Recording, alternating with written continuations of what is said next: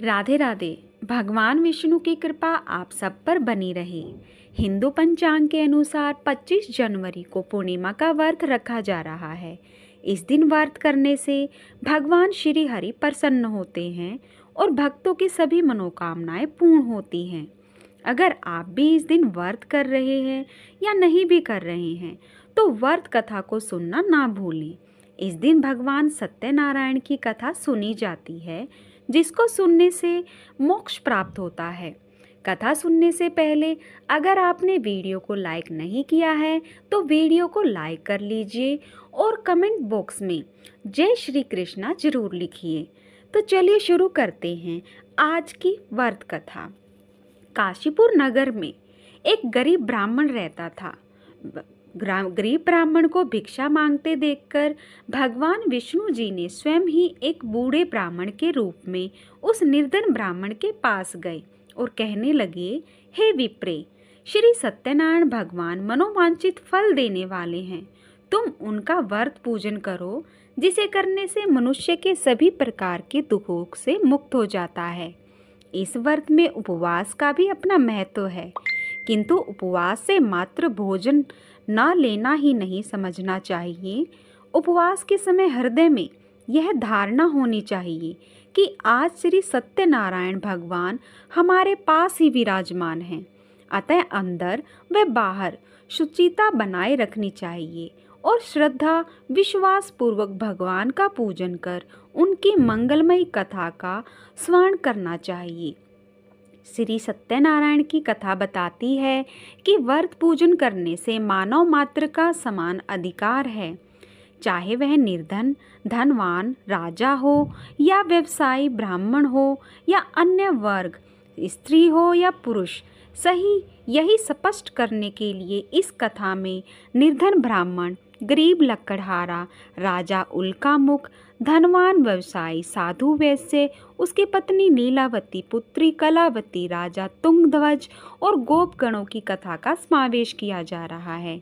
इस कथा के अनुसार जैसे लकड़हारा गरीब ब्राह्मण, उल्कामुख गोपगणों ने सुना कि यह व्रत सुख, सौभाग्य, संपत्ति सब कुछ देने वाला है, तो सुनते ही श्रद्धा, भक्ति तथा प्रेम के साथ सत्य व्रत का आचरण करने में लग गई और फलस्वरूप सुख भोग कर परलोक में मोक्ष के अधिकारी हुए।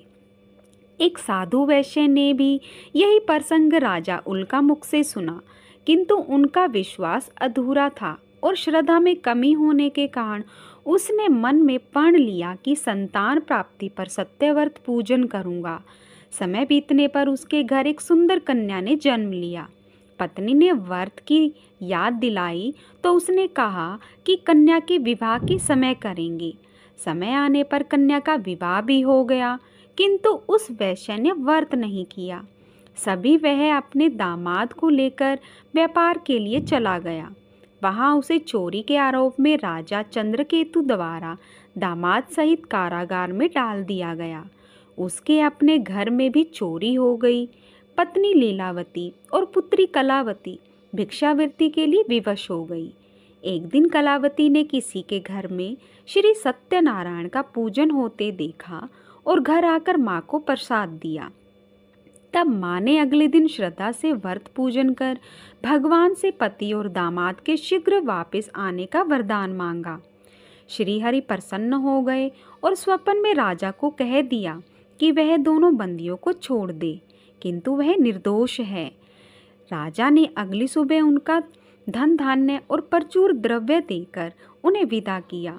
घर आकर पूर्णिमा और संक्रांति को सत्यव्रत का जीवन भर आयोजन करता रहा। परिणाम स्वरूप उसे सांसारिक सुख भोग कर मोक्ष प्राप्त हुआ। इसी प्रकार एक बार राजा तुंगध्वज ने वन में गोपगणों को श्री सत्यनारायण भगवान का पूजन करते देखा, किंतु अपने अभिमान की वजह से राजा ना तो पूजा स्थल पर गया, ना ही दूर से प्रणाम किया और ना ही गोपगणों द्वारा दिया प्रसाद ग्रहण किया। परिणाम यह हुआ कि राजा के पुत्र, धन धान्य, अश्व गजादि सब नष्ट हो गए। राजा को फिर से आभास हुआ कि विपत्ति का कारण सत्यदेव भगवान का निरादर है। तब उसे बहुत पश्चाताप हुआ वह तुरंत वन में गया और गोपगणों को बुलाकर उनसे सत्यनारायण भगवान की पूजा विधि पूछी और बाद में पूजा भी की।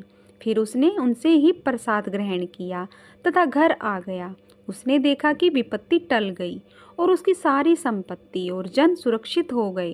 राजा प्रसन्नता से भर गया और अपना सर्वस्व भगवान को अर्पित कर दिया। बोलो श्री हरि भगवान की जय। वीडियो पसंद आई हो तो एक लाइक ज़रूर कीजिएगा।